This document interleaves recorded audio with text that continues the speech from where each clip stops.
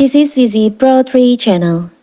In today's video, I will show you how to snooze someone on Facebook. Before we get started, don't forget to subscribe and turn on the notification to keep you updated about this channel. So, let's go. As you start using Facebook and gain more friends, you may receive more notification as they discover to poke feature. This can come from messenger, chats, or new Facebook posts. You might get tired of hearing Facebook notification often. So, one way to solve this problem is to find out where these notifications are coming from and stop them at the source.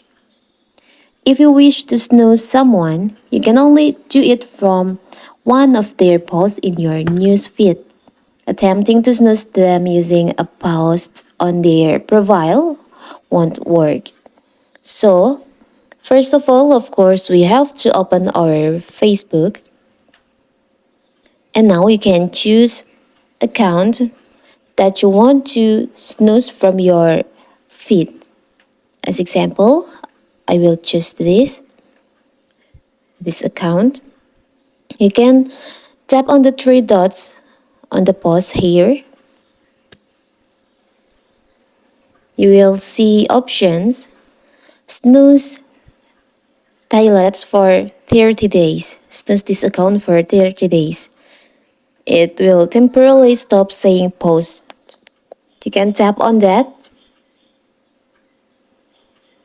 So you won't see posts from this account in your feed for 30 days. If you wish to snooze someone, you can only do it from one of their posts in your newsfeed, not from their profile. After 30 days, and if you want to snooze them, that account again, you have to do the same thing. You can repeat the same way, like this, and you can snooze like this. So that is how to snooze someone on Facebook. Don't forget to like and subscribe and turn on the notification to keep you updated about this channel.